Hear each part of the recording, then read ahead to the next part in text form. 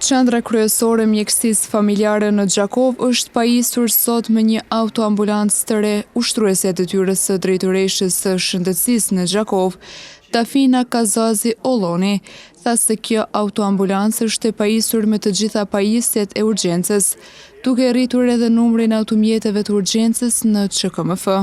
Ditën e premte, Komuna e Gjakovës, përmes një marrëveshje të mëhershme mes të kryetarit të komunës dhe Ministrisë së Shëndetësisë, ka pranuar një autoambulancë me gjitha pajisjet përcjellëse për nevojat të shërbimeve shëndetësore.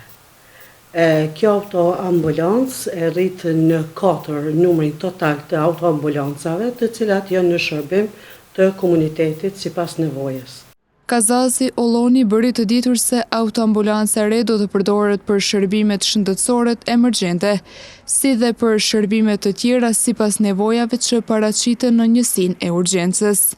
Kjo është autoambulanca e dytë për këtë periudhë 4 vjeçare, për arsye se siç e dim, për shkak të një aksidenti të një mëhershëm të para 3 vjetë, ajo ka mbetë jashtë funksionit. Vlen mu të cek që kjo autoambulancë do të përdoret për nevojat dhe shërbimet shëndetësore, si dhe shërbimet tjera sipas nevojës që shfaqen në njësinë e urgjencës. Po ashtu, në emër të Drejtorisë së Shëndetësisë dhe Mirëqenies Sociale, Kazazi Olloni shprehu mirënjohje ndaj Ministrisë së Shëndetësisë për kontributin e dhënë.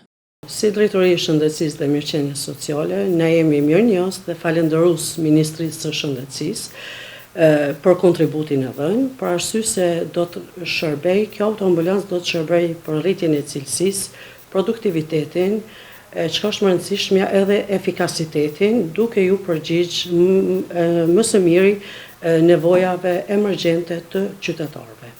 Sipas ushtrueses së detyrës së drejtoreshës së shëndetësisë në Gjakov, Dafina Kazazi Olloni, kjo autoambulancë ka qenë mjaft e nevojshme dhe e domosdoshme, sepse nga autoambulanca që i posedon kujdesi parësor shëndetësor, përdoren edhe për njësinë e urgjencës, gjithashtu edhe për kujdesin paliativ në rast nevoje, kështu që ka qenë shumë e nevojshme.